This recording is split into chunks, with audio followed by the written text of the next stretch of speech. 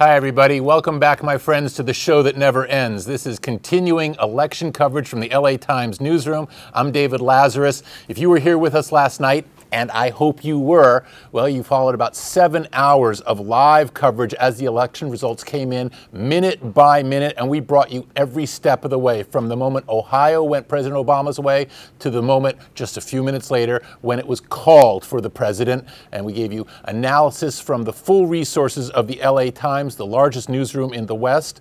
All right, we're back now. A lot of things got overshadowed last night because of the presidential contest, particularly a lot of the state races here in California, a lot of the propositions, and these are very important things. We're going to be looking at that this morning. We're also going to be delving deeper into the substance of last night's election. For example, the status quo has been maintained. President Obama back for another 4 years. The Republicans controlling the House for another few years. The Democrats controlling the Senate. We haven't seen a change in the political landscape.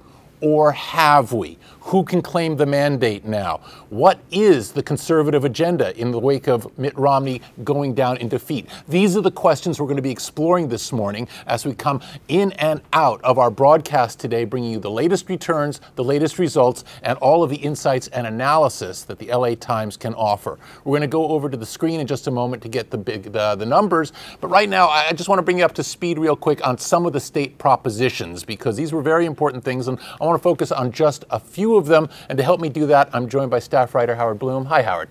Happy to be here. Good morning. We're still wide awake and working here. Speak for yourself, but okay, off we go. We are running now. A couple of the biggies for California were the taxes for education funding. There were two sides of the same coin there, Prop 30 and Prop 38. How have they come down? Two completely different stories on that one. Prop 30 was the brainchild, or at least the product of the budget deal from earlier this year, and it had to pass. And if it did not pass, which seemed very likely at one point that it would not pass, according to our own poll, then there would immediately have been $6 billion in cuts to both the K-12 education system and higher education system. And so Prop 30 passes, and it passed as a result of a huge last-minute blitz by Governor Jerry Brown, who was originally above the fray and then leaped madly into the fray to save it. And he did save it with a lot of help from labor unions and other supporters, and that was Prop 30. And that basically preserves this year's budget deal. There's no new money for schools, at least not right away, but at least it preserves the status quo and prevents these cuts. And what kind of tax increase are Californians facing as a result of this? Well, we will all face a quarter-cent increase in the sales tax, and that will last 4 years. And then for 7 years, those of you out there who as individuals are earning more than $250,000, for every bit of money above $250,000 or $500,000 for couples, you will see a small incremental, small to me because that's not my bracket, you can decide whether it's small for you. It starts anywhere from 1% to 3% increase in your annual tax rate, and that lasts for 7 years. All right, now Prop 38 was kind of the same, but not. Right. It attempted to help schools in a different way. Now, Prop 30 was kind of a whole budget solution, and schools would have paid the penalty if it had not passed. 38 looked at it another way. It said, well, instead of doing what Prop 30 does, we are going to raise taxes. We're not going to touch the sales tax, but we're going to raise the income tax on a broader base of people, most people, in fact, most taxpayers, and we're going to say all of that money is going to go to schools. Now, the way it works out, because of the complicated way that we fund schools in California, it turns out that Prop 30 probably would have resulted in more money for schools for 1 to 4 years, because it would get a head start through a complicated formula. 38 was going to last for 12 years, and over the long haul, arguably could have meant a lot more money for schools. It also would have been more in taxes, and Prop 38 went down hugely, even in LA County, where compared to the rest of the state, we kind of love to tax ourselves, at least by comparison. It was creamed in LA County. I mean, let me look at my numbers here. Prop 38, statewide, 72% of voters voted no for that, and it was 2/3 even in LA County. And this despite millions of dollars in backing from the Mungers.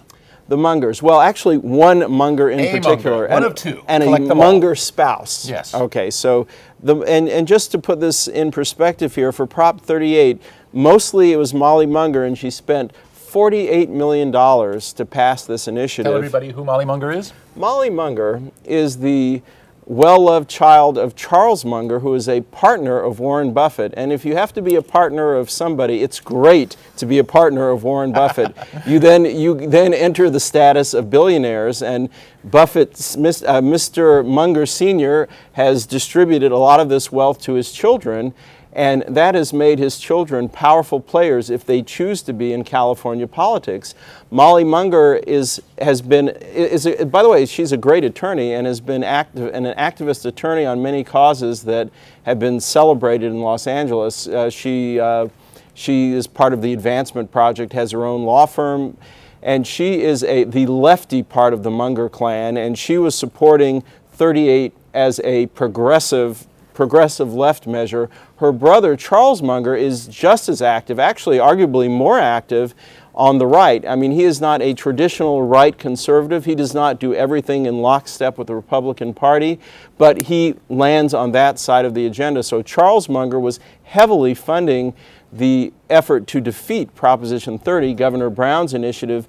Meanwhile, Molly Munger was pushing Prop 38, and the very existence of Prop 38 actually hurt Prop 30. All right, so a rough day for the Mungers all around. I want to shift gears right now. We're going to look at law enforcement. There were two key law enforcement measures on the ballot, and that was Prop 34 and Prop 36. 34, death penalty.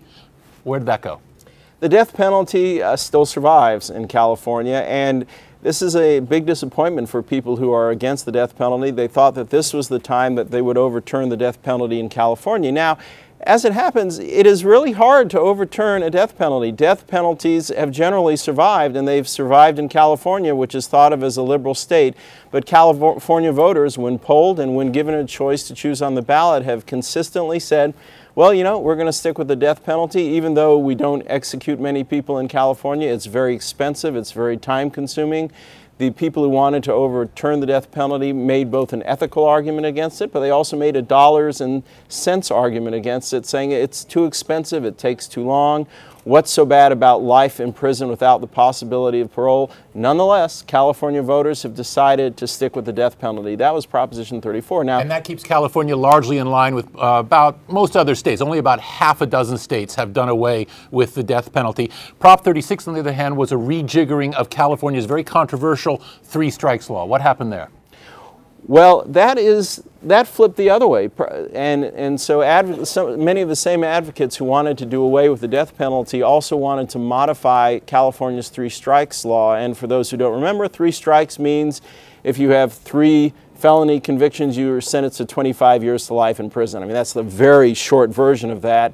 But the third strike, the one that was sending people to prison for life, could be for a nonviolent felony, and we actually had cases of somebody getting a life sentence for stealing a slice of pizza, for stealing some videotapes, crimes that arguably should be punished and that might be committed by career criminals. But basically, there a segment of people said, okay, that's a little too much, and we can still put away violent felons for life and career criminals, but let's stick to it with violent felonies, and this did pass. All right, Howard Bloom, thank you very much for joining us. Now, if you're just joining us now, we are recapping a lot of the activity, both at the national level and at the state level. We're reviewing the state propositions. Some passed, some failed. We'll be looking at those all morning long. We'll also be bringing in analysis and some explanatory material from the LA Times newsroom as to what we can expect going forward now that the election is in our rearview mirror. Take a closer look at the numbers. Let's go over to the screen and join our database guru, Ben Welsh, who's going to crunch some of the numbers for us. Ben?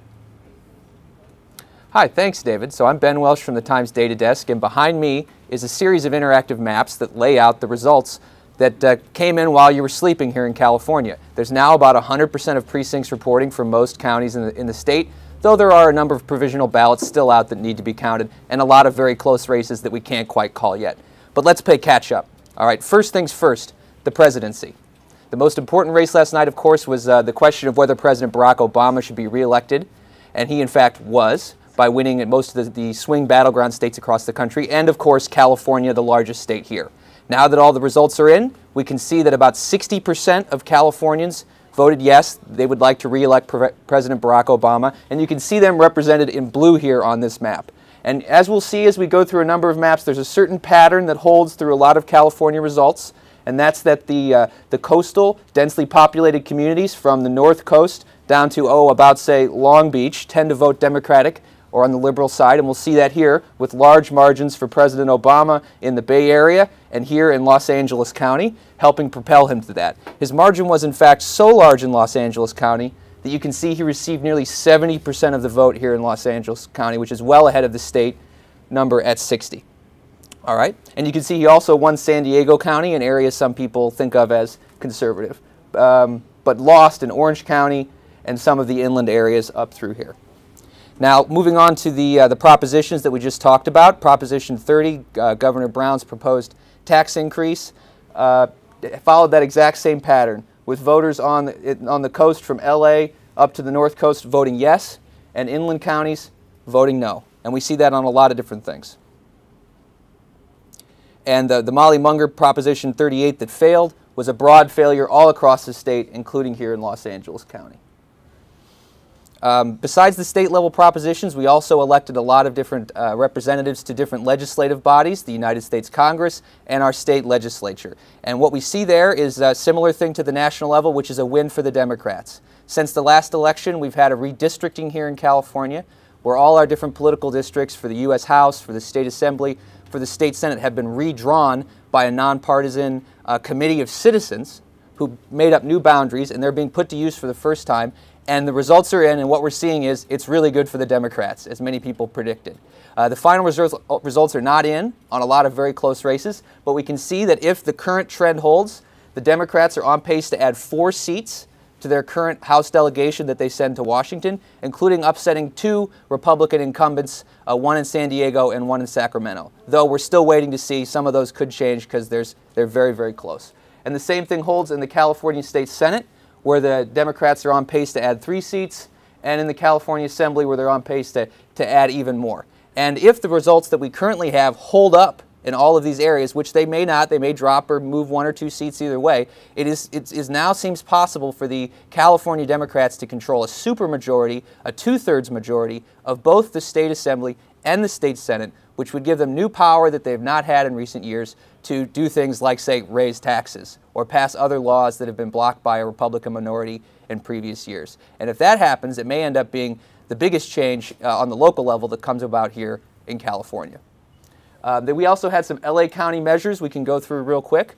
One, LA County voted yes on the much talked about adult film measure, which would force actors in adult films to wear condoms while performing. That is a yes, and it passes. Jackie Lacey will be our next LA County District Attorney, defeating her former colleague Alan Jackson. And another tax, the proposed transit tax that would raise money to support building more subways here in the city, has passed as well. And so you can look up all these results and more on our website at latimes.com. You can punch in your address and see the results in the districts where you live, and you can continue to follow them throughout the day as the final results trickle in. Thanks for tuning in, and I'm going to hand it back to David. Ben, I want to second that thought. You can check out all of those neat interactive maps that Ben was running through at latimes.com. You can get all the numbers right there. We've designed this for real ease of use, so you'll be able to check them out. You'll be able to crunch the numbers yourself. It's well worth doing. Also, it's Instapundit time here at the LA Times. You want to get your thoughts to us? You want us to read it out here? All you got to do is go to latimes.com/askthetimes, and we'll be able to get your questions, your comments on everything that's going on. Now, some would say it's Google's world and we just live in it. Okay, so what's Google's take on the elections? For more on that, let's go to Sarah Hashimwaris. I'm here with Abby Tatton of the Google election team. Abby, can you give me a sense of what the hottest search terms are during the 2012 presidential campaign? I think what's interesting to look at is how people are now watching elections, because what we see in Google search is that as soon as a key political moment is unfolding on TV, whether that is a convention or one of the debates, searches absolutely shoot up. For example, when the vice presidential debate happened just last month, searches for Biden shot up 700% as soon as he took to the stage. So people are watching kind of differently. They are not taking things at face value. They're doing their own research, their own searches around what they're hearing on TV or what they might be watching on a live stream. And then in terms of positive versus negative searches, are there any terms that are associated with that during this campaign? We've seen that all along, and we've been looking at, what are some of the key ones. I don't know if they always fall into positive or negative, but what you can see is if, for example, a particular flub or controversy is making it into the mainstream through search. Around the time of the primaries, one of the big searches around Mitt Romney's name was net worth. So you could really see that those kinds of arguments, the things that the other side were really focusing on, coming through in search and resonating. And then in terms of the personal lives of the presidential candidates with Obama and Romney, are people searching for Romney's, sons' names, or what are they sort of looking for right now? People cannot get enough of the personal lives of these candidates. There are moments in the debates where you'll see the absolute spike of the entire night. And so, for example, in the first presidential debate, Mitt Romney was, really on a roll, doing great. But the most searched moment of the whole night was at 9:24 p.m. Eastern when he mentioned his 5 sons. It's personal lives. The wives are always coming in. Michelle Obama searches are always very high as well. And it was the same for Ann Romney. When she was speaking at the convention, the Republican Party really wanted her to focus on the personal side of this candidate. And you could see that coming through in search when she mentioned her 5 sons, 18 grandkids. That was the moment in her speech when search really picked up. And I was going to say, with the, Michelle Obama and Ann Romney, are people really interested in their platforms? We know, childhood obesity for Michelle Obama. Are they sort of interested in the platforms that the presidential wives are sort of, taking up? Michelle Obama dress was the most searched term around the convention, so less so. Look, these are the things that really resonate with people. It's the family, the behind the scenes, those kinds of things. So those things haven't popped up as much. Okay, so we have the outfits, we have the children and the personal lives. When, for example, President Obama says, get a transcript or look up the facts, are people actually doing that? Or are they sort of following through with that online?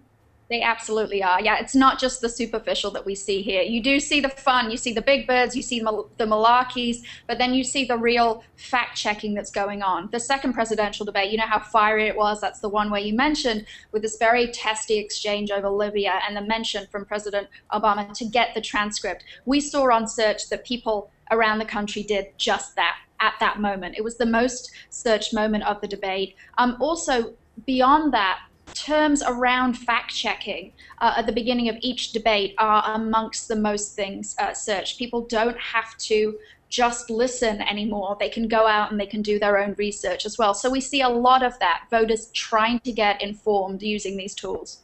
And then let's shift gears a bit and talk about YouTube and the 2012 presidential campaign. What are some key trends that you've seen during the year? I would say, just to take a step back and look at the whole presidential cycle, just the sheer volume of views that we're seeing this time around versus 2008. And for 2008, of course, was the YouTube election. It was the first time we had this platform in presidential politics. But if we looked at videos tagged Obama or McCain last time around, those videos got a combined views of around 1 billion. And now we're looking at approaching 3 billion for videos uploaded by anyone that mentioned either Romney or Obama. There are just so many more people on the platform, and it's becoming more natural to go to video to get informed rather than doing a search. Doing a video search is actually just now part of our process of informing ourselves. So I would just say that the political material on YouTube is just mainstream at this point. And then on that mainstream point, I mean, this year was the first time that YouTube live streamed the presidential and vice presidential debates. What sort of an impact do you think that had on the public perception and just sort of getting the word out and people tuning in? for those of us that were on the road that night that just wanted to watch somewhere, we weren't around a TV, college kids watching, we saw viewing parties going along. It's just another way to access potential voters. And we were very pleased that we could get involved in that way at YouTube.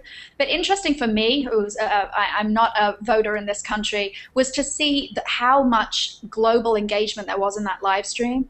We partnered with ABC News to do that live stream, and those streams were seen in more than 200 countries and territories around the world. That's actually more streams than when we live streamed the royal wedding. So that's pretty good numbers for engagement. People wanting to find out about the political process, and they just would not have been able to do that with a national broadcaster that wasn't able to broadcast internationally.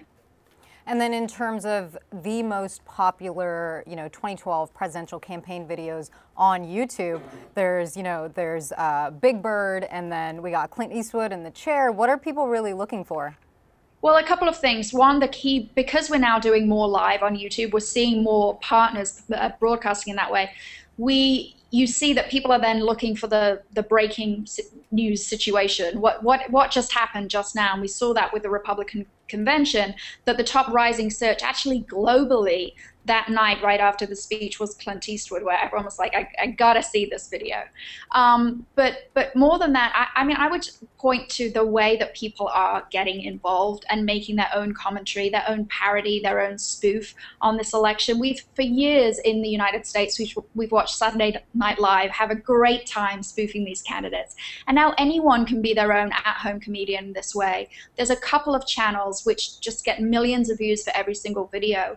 One new this election, which really just has swept the board in terms of political comedy, is the Bad Lip Reading channel. This is an anonymous producer in Texas. He's managed to stay anonymous all the way through the election, just producing hilarious spoofs, not always safe for work, but hilarious spoofs of both the candidates and all the other Republican candidates that were running earlier on. And so the comedic side with, Bill Hader on SNL and what you just mentioned, from that to the actual campaign videos, are people sort of tuning in more on YouTube, later when they're kind of comfortable and, out of work and they're just hanging out really to take it in, or are they tuning in live? This is always amazing to me that people watch these campaign ads, right? These are the kind of things that used to be forced to us in a commercial break, and now people are actively going out, searching them and watching them on YouTube. Official candidate videos uploaded by any of the primary candidates or President Obama or Mitt Romney have been viewed over 150 million times during this presidential cycle, which is 150 million people going out of their way to get informed about what the candidates actually want you to hear and not media commentary.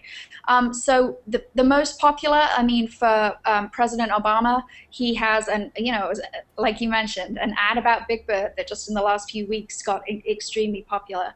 Another thing that we've been following 2008 to 2012 is who is watching. You can actually see if a user has given their age, you can see very roughly what kind of age group is watching. The most successful, most viewed video from 2008 from Barack Obama was him dancing on Ellen. Always a fun one. And the people watching that were girls aged 13 to 17. Well, now his most popular, the Big Bird ad, for example, that's men in their 40s and 50s. So it just speaks to how this platform is mainstream for politics now, and how, this isn't for kids. This is voters all across the board. All right, great. Well, thank you very much, Abby. We'll continue to see how YouTube and Google do through the rest of the election and in upcoming elections. And for you, the viewers, you can also sound off on Twitter with the hashtag VoteCA.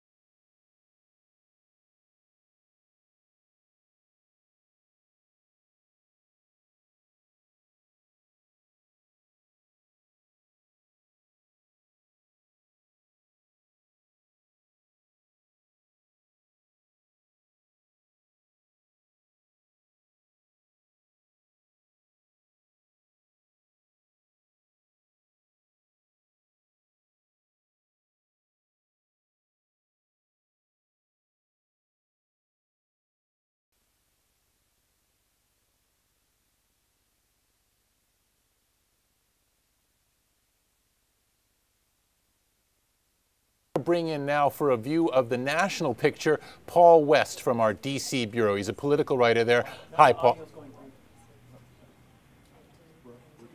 Hi, Paul. Welcome.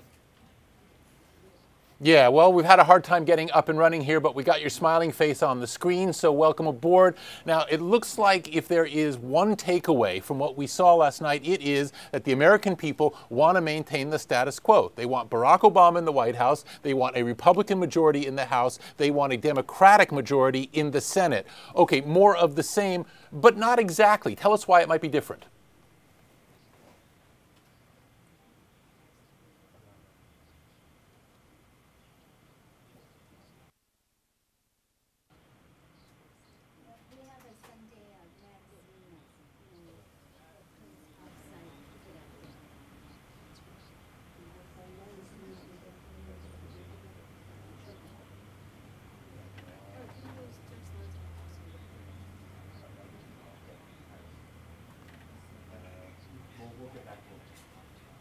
Tim, I'm not getting you gotta get back, David's gonna have to. So we can't hear. We can't hear him. Paul, let me interrupt you for just a sec because we're having some audio issues from the D.C. Bureau.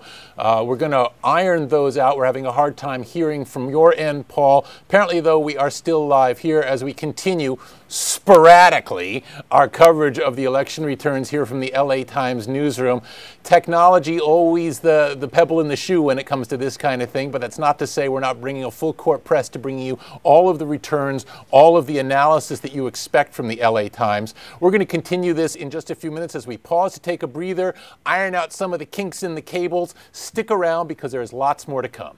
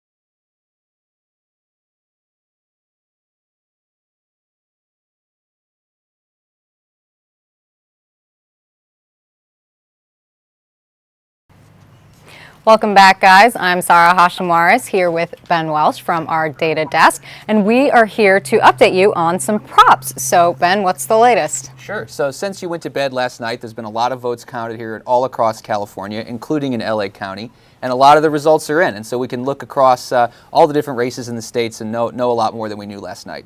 So, for instance, Proposition 30, which is one of the most watched races in the state, which was the proposal to raise taxes to help fill the state budget and prevent cuts to schools, has passed by a narrow margin, about 53 to 46.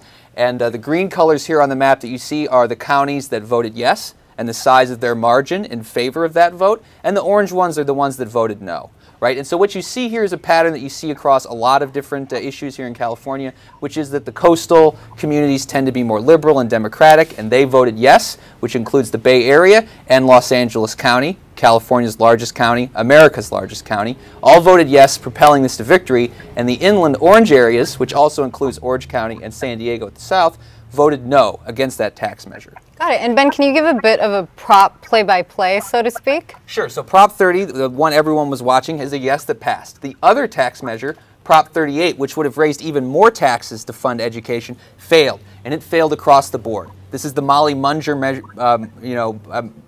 Molly Munger measure you may have heard of, that poured a lot of money into trying to do that. And it failed kind of shockingly by about 72% to 27%. Then we also have Proposition 32, which would have really restricted the ability of unions to raise money here in California politics, and that they spent a lot of money opposing and trying to defeat, and they were successful.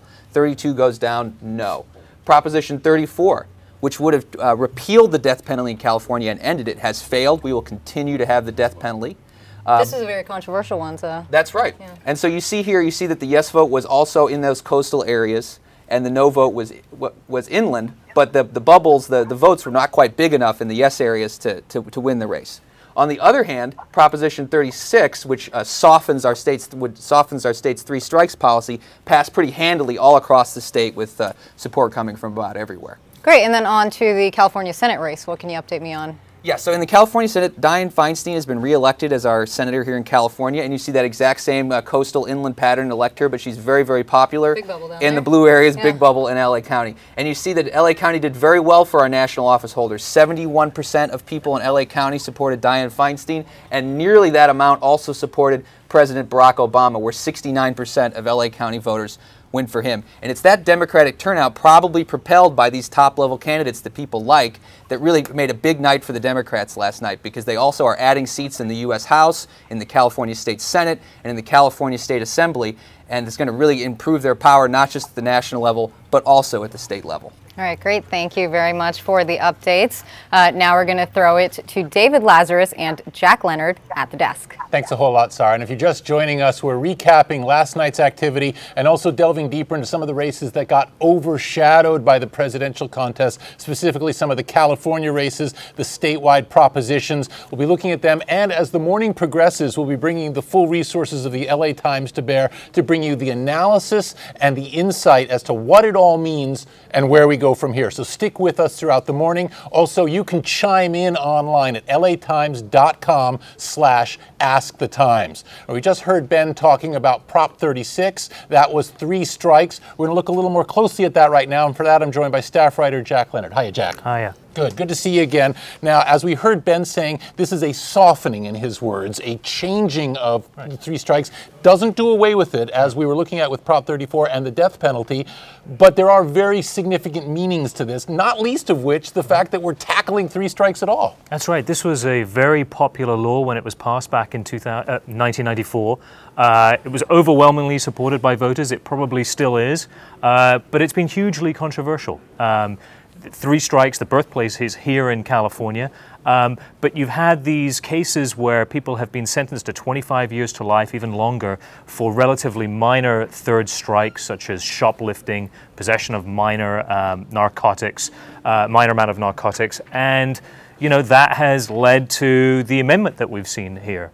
All right, let's play it out as to what this is actually going to do in practical terms. Yeah. For example, we've been seeing a real crunch in terms of overcrowding of California prisons. Does this change the equation? A little bit. There's about 3,000 inmates now who would be eligible to ask the courts to reduce their sentences, and some of those could be released immediately if the courts do find that they wouldn't pose an unreasonable risk to public safety. Many of the people who are, in prison on three strikes crimes would not be eligible. They were either sentenced for a third felony, that is serious or violent rape, robbery, murder. They're not going to be able to get out under this proposition. But the people who have relatively minor offenses can ask the courts, and so now you've got public defenders, defense lawyers around the state looking to see who those people might be, and those inmates themselves will have to petition or ask a county lawyer to petition for them to see if they can get their sentences reduced. All right, and since we're talking law and order, let's look at the LA County DA's race. Jackie Lacey is the new DA. Jack Leonard, this is important, a milestone, if you will, on two fronts. What are they? Yeah, Jackie Lacey, number 2 in the office right now, she is the first woman to ever hold the post.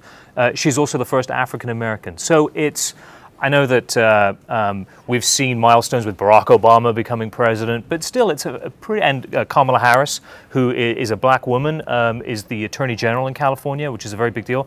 But it's still a pretty significant, milestone in LA County. You talk to, especially black and female attorneys who've been practicing in LA County in the criminal courts for the last few decades, and they'll say that when they first went into court, they felt like it was not a welcoming place for them.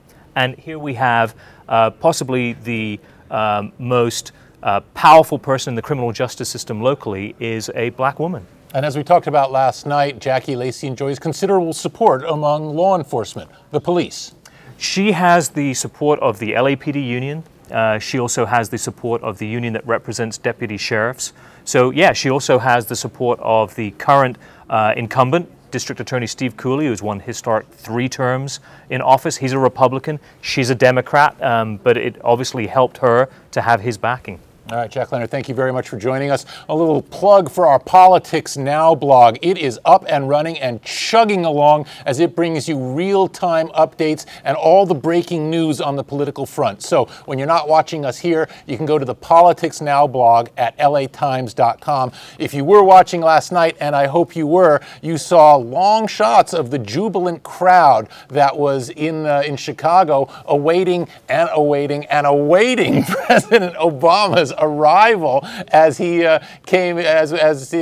he approached for his election victory speech. Now, when we were looking at the setup of that, it was a marvel that he was going to let the crowd stand there for well over an hour, chanting and hooting and hollering. Now we know in hindsight that what he was doing was allowing Mitt Romney to get his concession speech out of the way, and then he took the stage. It was roughly 1 a.m. East Coast time, 10 p.m. here, as he spoke to the crowd and set out what he saw as his agenda for the future, although there weren't a lot of specifics. And then after going through a whole lot of flag waving, boy, did he wind up that speech in grand style. We're going to go now to our Washington bureau in just a moment as we set up our Google Hangout. And as you know, Google Hangout has been our friend throughout the morning as we try and connect the various resources of the LA Times and bring them to bear as we bring you the analysis from our crack DC bureau. And boy, we've got a lot of really terrific people there,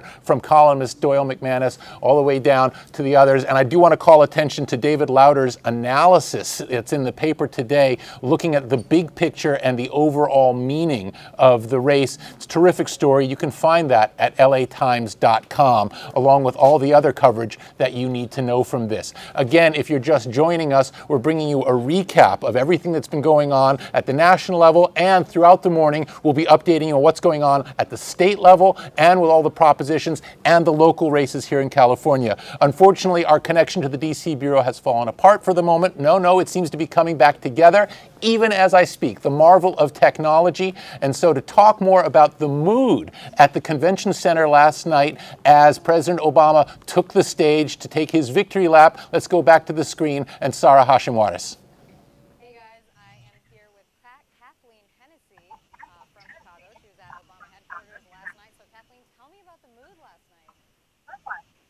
Well, the mood last night was pretty excited, pretty elated. The crowd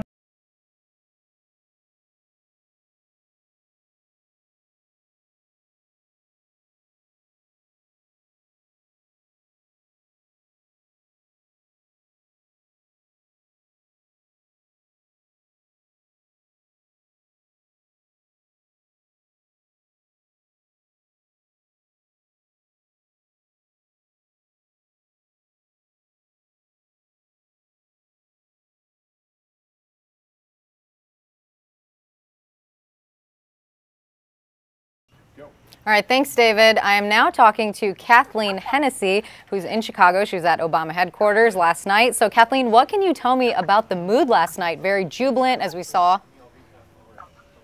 Yeah, I think the pictures probably captured it. It was a wild night. The crowd was excited when they arrived. They were hopeful. The call came really early, so Very there was early. a sort of moment of surprise. Yeah. People were very surprised when it came, and they just danced and partied for several hours before the president came out. And how long did these celebrations go on for? Well, they, it went on for several hours, and the president spoke, and he actually hung out at the McCormick Center, Convention Center, visiting, we're told, with aides and family and friends. He didn't get back to his house here in Chicago till almost 3 o'clock, which is, he's a night owl, but even that is pretty late. So it's been a slow morning here in Chicago. Everything's a little bit delayed. He's going to make it back to Washington at some point, and we're not exactly sure. Sure, and then going forward, where does the president need to go? He's got 4 more years in office. Based on his speech last night, there's still a lot that he knows he needs to accomplish. Yeah, everyone is sort of immediately turning to the next step in Washington, which the first thing will be this fiscal cliff, the budget Armageddon that is awaiting. And there's already lots of sort of signals being sent between Republican leaders in Congress. The president, obviously, in his speech last night, really tried to reach out and look as though he was going to extend an olive branch to Republicans. That's sort of the mood and the moment at the time. We'll see how that develops. So I think we expect to see some of the presidents at some point today, either just sort of going to Washington. He might make some remarks, informal, and I think we'll all be looking for some sort of more formal remarks or press conference or something later in the week to hear really what kind of tone they're going to strike. All right, great. Thank you for the on-the-spot insights from Kathleen Hennessy. And you guys can join us again at the top of the hour. I'm Sarah Hashimoris.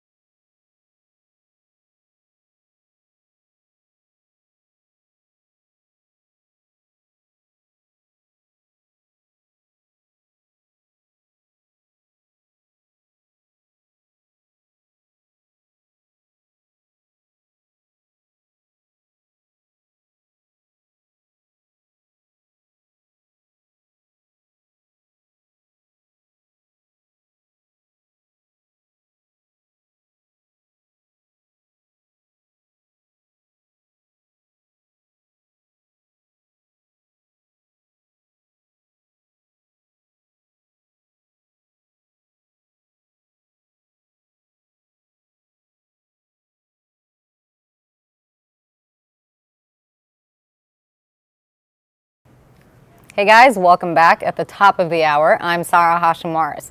Will Los Angeles County lose its distinction as the porn capital of the world? Voters passed Measure B, which requires performers to use condoms during filming. Today, the porn industry is lashing out at the new measures, with insiders tweeting, "You just pushed a billion-dollar industry out of Cali," and calling it a dark day for porn. Opponents aren't wasting any time, however. A court challenge is already underway. A trade group representing the adult film industry announced Wednesday that it will ask a judge to block implementation of Measure B.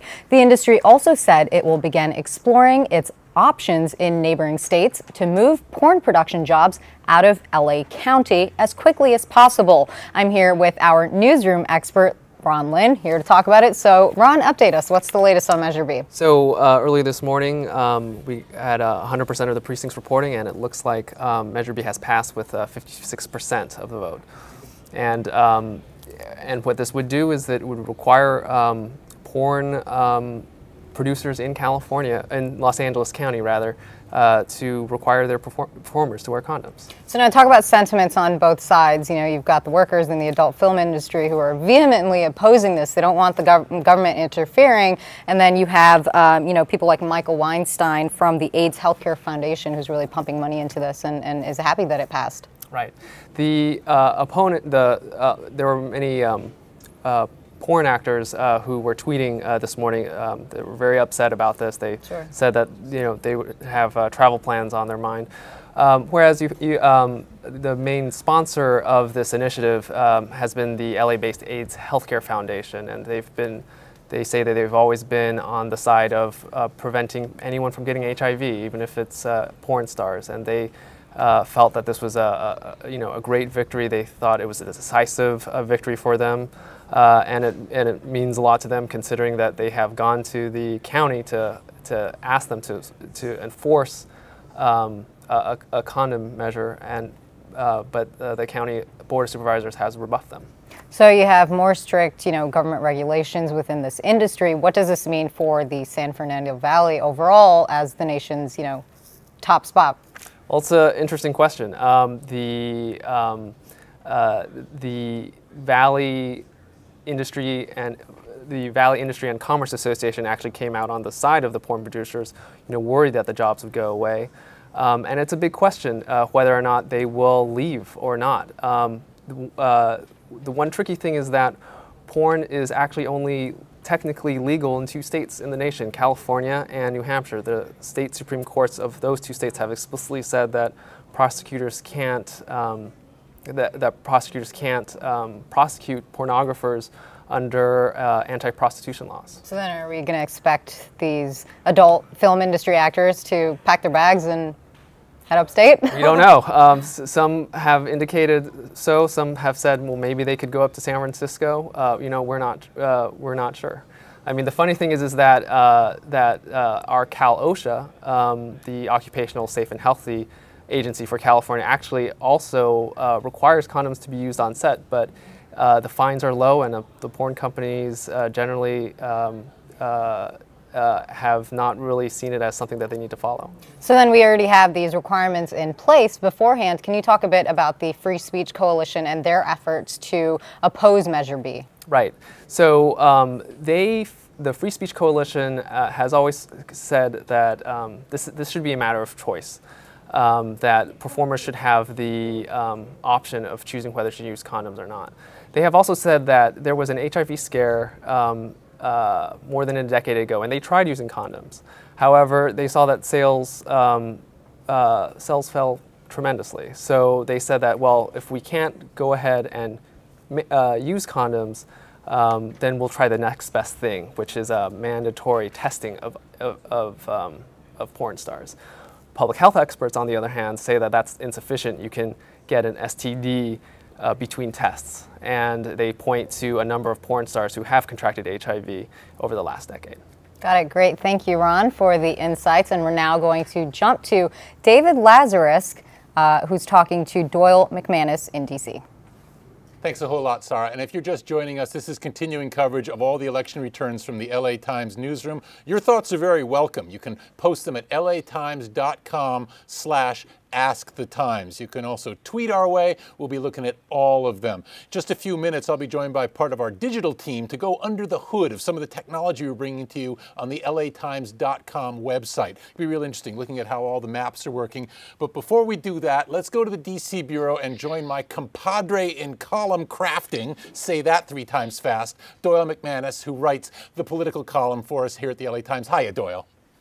Hey, David, good to be with you. Likewise. All right, so there's obviously a lot of hand-wringing going on in conservative quarters today about what the heck are we going to do now. So when we look at the forensics of this election, what do you think the takeaway is among conservatives? Well, there are a couple of lessons that Republicans are trying to draw. They haven't agreed on what all of the lessons are, but one on which there is a remarkable degree of consensus already is that the Republican Party has to figure out a way to connect with Latinos, with Hispanic voters. President Obama won about 66% of the Latino vote in 2008. He won more than 70% this time. He's enlarged his share of the Latino vote, not decreased it. That is a stinging rebuke to Republicans who have known all along that they had to do well in that community. It's the fastest growing minority in the United States. And as conservatives like to say, it's full of small business people and entrepreneurs and people who came here for economic reasons who want to hear the Republican message. But the problem of immigration keeps getting in the way. So the first problem Republicans have to solve is immigration policy. And I thought it was very telling last night when we looked at Mitt Romney's concession speech. The camera would pan out over the audience, and it was all white people. Well, that might have been good enough for the Republicans up until now, but clearly there are not enough white votes to keep this party in power, and they do have to find a way to broaden their appeal. But they've offered such a meat and potatoes, bedrock American values agenda up until now. If they reinvent themselves for a more diverse landscape, how much does that, in a sense, water down their message and diminish what distinction that exists between them and the Democrats? Well, that is the problem the party faces. It's really a conflict between the short term and the long term. Because if you look at the Republican base now, the folks who give money, who turn out, who volunteer, who made the primaries go in the spring of this year, if you remember the primaries, well, you've got a huge number of social conservatives, of Christian evangelicals, of people voting on social issues as well as economic issues. It's an old white evangelical party, but those are not growing parts of the population. So somebody has to figure out a way to break the deadlock between the short term, which drove Mitt Romney into the positions he took to win the nomination, and the long term. Now, just to give one example of a politician who seems to be pretty good at that, Marco Rubio of Florida. Marco Rubio is absolutely a Tea Party conservative on economic issues, but on those other issues, he's not quite as scary as some of the old line politicians are. I wonder, Barack Obama made a real point last night of talking about trying to enhance bipartisanship, to reach across the lines and all the rest. Well, we saw amidst Sandy, Chris Christie, the governor of New Jersey, stepping up and all but endorsing President Obama. Is it possible, even likely, that there will be a Republican in the cabinet for the next 4 years of the Obama administration?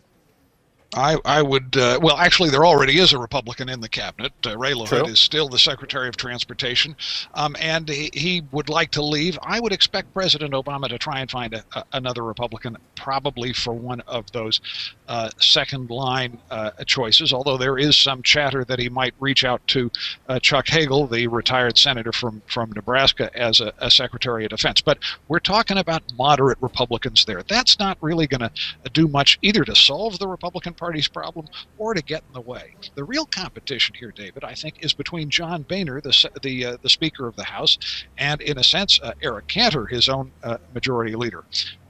Because you've got an immediate problem, an immediate question.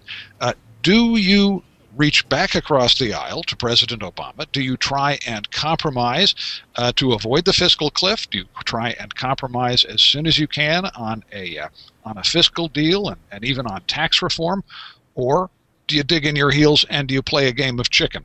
I think in the short run, at least, we're going to see a very quick battle over that probably resolved by an attempt to kick the can down the road because it's all so dangerous. But that issue is still out there. That's probably going to be the center ring of this fight over the next year or so. Would you expect, as the Republicans seek to broaden their base in this changing demographic landscape that we've been describing, that they will alter their message, if not out of ideological conviction, then at least out of pure political strategy, and as a result, they will drift towards greater moderation? Well, yes and no. I mean, the change has to come out of ideological conviction. You can't organize an entire political party purely on tactical grounds. So, for example, if the question is about issues like abortion, well, no, you know what? Republicans look at the electorate and they say 50% or more of the electorate agrees with Republican positions on abortion. It's only when you get candidates like Todd Akin in Missouri or Richard Murdoch in Indiana who start suddenly talking about rape and other issues that issue goes off the rails. So no, you don't compromise on a fundamental principle like that. When Republicans look at issues like tax rates and tax cuts, people agree with them on those.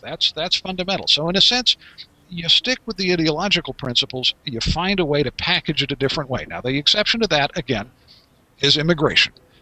But immigration is an issue on which there has been a fair amount of diversity, ideological diversity, if you like, in the Republican Party over the last 10 years. George W. Bush wanted to have comprehensive immigration reform. John McCain wanted to have comprehensive immigration reform. And Mitt Romney, earlier in his career, wanted to have comprehensive immigration reform.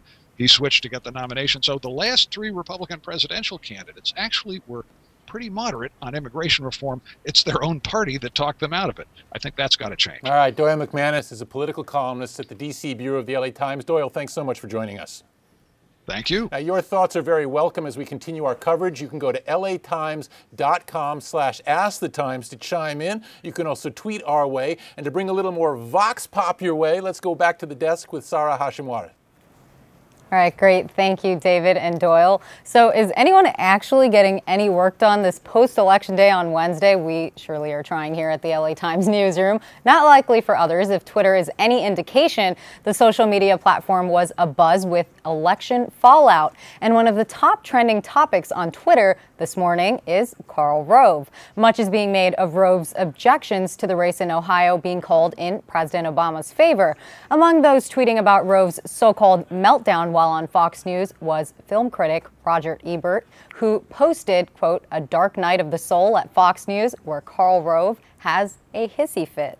As might be expected, there was no shortage of tweets critical of both Obama and Mitt Romney. Still, there was one sentiment that was repeated again and again on the social media platform, a desire to put the bickering and petty politics behind us. Jeanette Best summed it up with her tweet, "Let's all come together," with the hashtag 4 more years. Well, those were definitely some interesting tweets we got. If you guys are just tuning in, just to let you know the rundown of the day, at the top of every hour, you will see David Lazarus and myself sort of doing a bit of a recap.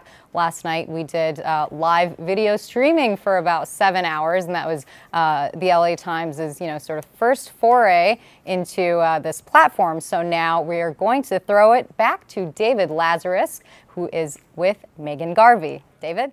Thanks very much, Sarah. Yes, I'm with digital goddess Megan Garvey, who oversees much of our digital endeavors here at the newspaper. And as you saw last night and this morning, as we mess with all these interactive maps that you can mess with yourself at latimes.com, we've put a lot of technology right there at your fingertips to bring you up-to-the-minute data as it comes into us, in ways that you can crunch it, that bring more value to it, that bring more depth to the data, and I think bring just a sense of greater participation as a result. You're actually seeing your votes at work.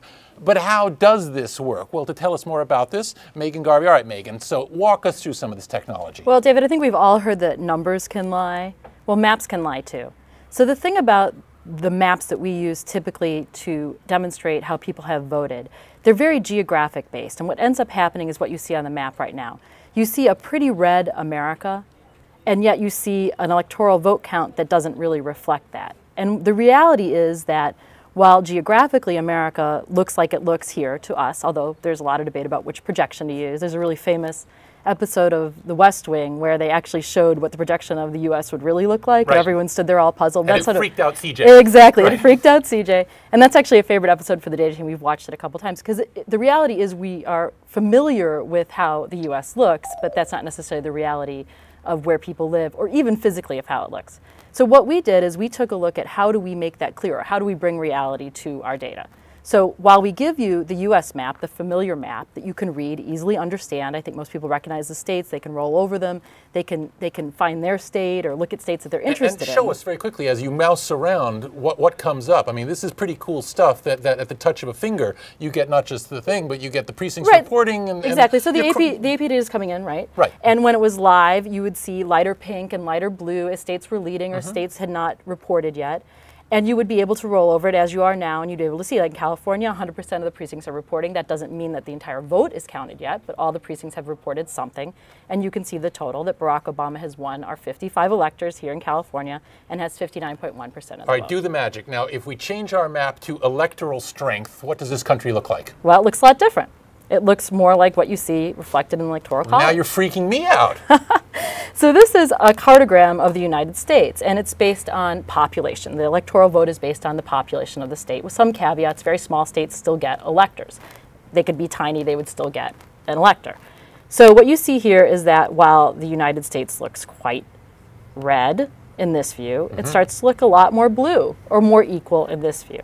And you can see that Florida is, again, gray because they're still counting the vote there, right? Florida, get your act together. This time we're not going to have to sit around for 6 weeks like Right. I had to do in Austin in 2000. We can not worry about Florida. You were there. I was in Tallahassee. I know. much of When, that time, when they tell us what happened, we will know. Right. It doesn't affect the outcome of this particular election. The other thing you can do is you can look at a county by county map. It's going to take a second to load because it's pretty complicated. And in this map, too, you can explore every single county in the United States. You can find out how they voted. Now, this one to me was one of the most interesting maps that we had out there because you look at this, and this is a red country when you look at this, and yet obviously not when you judge by the election returns. It looks very red, but what you're seeing is a lot of rural communities where very few people live. And you'll see the coast famously very blue, the East Coast very blue, these little pockets like Chicago here, Cook County, right, also very blue. So what you're seeing is that where the people live, where the majority of the people live, it's blue. And that's why Barack Obama was reelected. And you know what, as a journalist, I always look at things and I think, you know, what's the story that's being told? And you look at a map like this and you look at these little tiny pockets of blue amidst all the red, and you wonder, who are these people? You know these little clusters of Democrats amidst all the Republicans. I like this map too because while the middle of the country does look very, very red when you're looking just at the counties, you also see more nuance than you see in this map. And the other thing I was going to point out is, you know, in 1980, Ronald Reagan had a landslide, right? He got 489 electoral votes to Jimmy Carter's 49. Kick booty, as we say in politics. Huge landslide, famous in American politics. But if you look at the popular vote, fewer than 10% of the popular vote separated those two men. So while it was an electoral college landslide, there were a lot of people in the country who voted for Jimmy Carter. And you'll see here also 60 million votes for Obama and about 57 million votes for Romney, and they're still counting in Florida and California and other places. So it might get even closer by the end. But it doesn't matter because our system is electoral college and the president already has 303 electoral votes. He only needed 270 to win. And very quickly, you watched last night as the whole thing unfolded in real time right here. Are you pleased with the facility with which we were able to take the data and crunch the data on behalf of all our readers and viewers? Well, our managing editor said to me, technology is a wonderful thing. And I said, yes, it is, as long as it works, right? So it worked last night. And I think it's still really relevant, and it lets people to really take a look for themselves at how people voted, where they voted, explore it all. We also have extensive maps dealing with the state of California, also some cartograms there to reflect, again, that more people live on the coast here than inland. And so I think we're really trying to help people understand what the vote was, where people voted, and why. All right, Megan Garvey runs our data team. Megan, thanks a whole lot for joining us. Thank you, David. It's happy to be here. Your thoughts are also very welcome. You can go to latimes.com/askthetimes, where you can chime in, ask questions, offer your comments on what you're seeing, both here at the latimes.com website, as well as nationally or even statewide. We care about what you have to say. We're going to continue our election coverage throughout the morning here as we continue to bring you the full resources of the LA Times. Insight, analysis, explanation, everything you need to know. Be with us again at the top of the hour.